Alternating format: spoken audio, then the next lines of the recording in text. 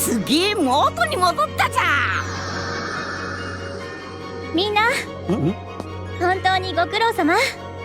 ドミグラが呼び出した連中もそれぞれの時空へ戻っていったわ。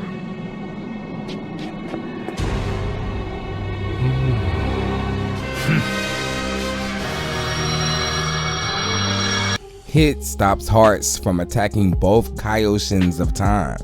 Vidro, the last of the glass tribes, actually talks to Hearts, reminding him of Lags. Frieza asks Cumber to join his army.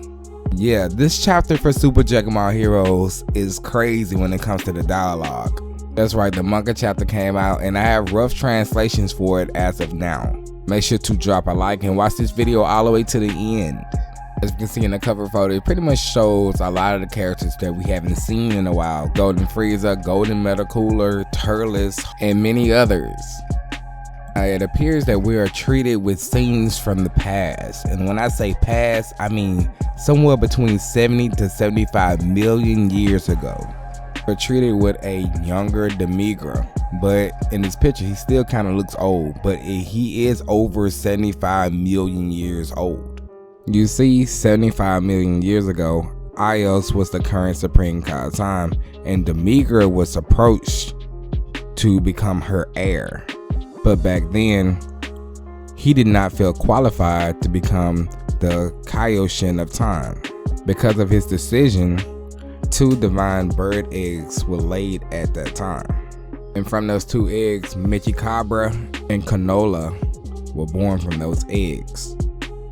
Io saying that she would entrust him to achieve the results intended.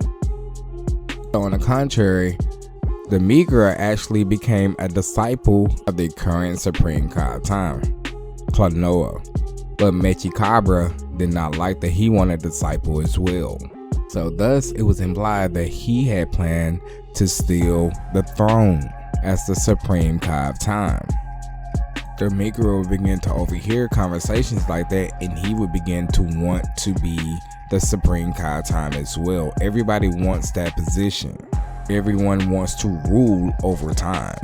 Of course, thinking over this, pondering over this, Demigra in his current state as the Dark King and power into his blast. But as he's doing that, all 3 Saiyans, mind you, are putting in their best effort as well. A 3-generation Kamehameha. And this was enough to go ahead and start disintegrating Demigra. According to my rough translations, it sounds like he says that his ambitions would never end.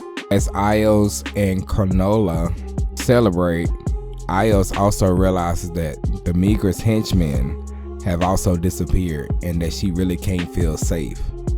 But she removes this thought from her mind by pretty much saying, let's take it easy and settle this for now. This is when everybody's teleported back to the selection realm, and the announcer is pretty much saying that the Super Space Time tournament was a success, even though we had a lot of troubles or a lot of interruptions in it, and that they are coming now to the finale of the tournament. But before that happened, everybody is to have a good rest up before then. This is when we're actually treated with a scene, a funny scene of Goten with his hair is pretty much picked out or messed around. And Gohan is asking what happened to his head. He's blaming it on the masked Super 17. That's his doing. And of course, Frieza, seeing how strong the evil Saiyan Cumber is, he began to try to make a proposition like he did to Goku, like he did to Vegeta many years ago, asking him will he join his army. But of course, this is a no-go. Hearts, meanwhile, sees both Kaioshins of Time and thinks it's a really good idea to go ahead and take them both out. He begins to charge a cube in his hand. This is when Hit actually says stop it, but he doesn't say it out loud. He thinks it, knowing that Hearts can read minds. But as he's having this internal struggle, somebody taps him on the back. It's Vidro. Now you gotta remember that during the universe mission, when Hearts was pretty much trying to take over everything, his subordinate, Lags, which is part of the Glass Tribe, was actually captured or killed. He personally don't know what happened to Lags, but we know that Ozato actually consumed her, adding her powers to his arsenal. So by Hearts just looking at Vidro, he can tell that she's a member of the Glass Tribe. He's most likely seen her use her powers, and it's very nostalgic for him. She taps him on the back and asks him why he's looking so gloomy. She asks him, are you thinking about the whereabouts of your glass friend too? To which threw him off, and he can't really answer the question. But Vidro begins to tease Hearts about the situation, asking him if it's about a girl and if she's cute. But Hearts stumbles, saying no, but she is important.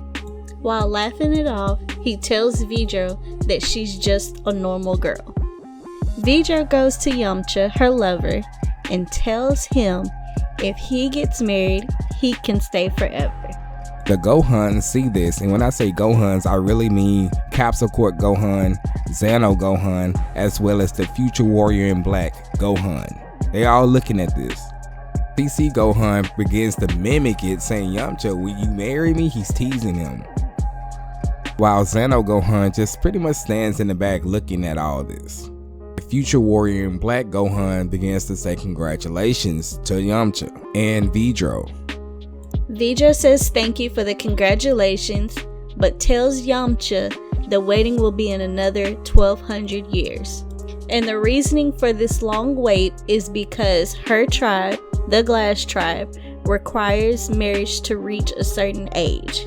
She tells Yamcha to wait on her, and in the meanwhile, she's gonna go with Ios around the world. Meanwhile, the Piccolos are looking at everybody, with a smile, with a sense of gratitude.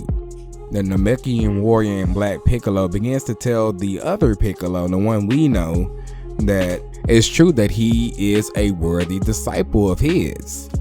Talking about Capsule Corp Gohan, to which our Piccolo agrees. He turns around and asks our Piccolo, shall he find a disciple and raise him too? To which our Piccolo just laughs and says, for overprotection, I'm just telling you to be careful. Thinking about all the things that he went through raising Gohan.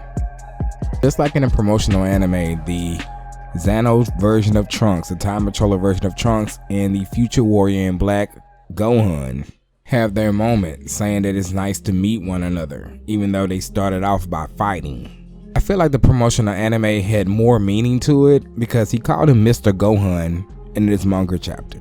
Even though I know it's not the Gohan that he knew, it's still the same kind of version because he have one Gohan, and that version of Gohan, the future version of Gohan, lost his version of Trunks. Maybe the translations will look better when I get the official translations. But needless to say, the Future Warrior in Black also said it was nice to meet Xano Trunks as well. Just like in the promotional anime, Ios gives back the time scrolls, and even though she doesn't really agree with it being multiple timelines, and she still believes in her version of one true history, she's gonna allow Corona or Konola to still govern over the multiple timelines, long as she keeps it all in check. Ios looked back at everyone and began to tell them that it's time for them to go back to their original timelines, original histories. But of course, the Goku says, wait a minute, we have one single request. And of course we know what that is. They want to have an exhibition match one-on-one against each other, just like we seen in the promotional anime. To which Ios, she laughs and she says, you really do like fighting, don't you? But very well, she heals their wounds, and now it is a standoff between Capsule Corp Goku and Xano Goku. As the announcer says this and begins to announce battle begin, he's forcefully thrown away. Both Gokus begin the battle already, and the shockwave, the force from that shockwave pushed him away. Mind you, they are still in base form. In the promotional anime, we've seen them go into their highest transformations right off rip. The many kicks and punches and one big beam struggle, they're standing off, both in their iconic poses. As the capsule core version of Goku says, Goku versus Goku, which one is stronger? Xano Goku replying back, let's settle this time.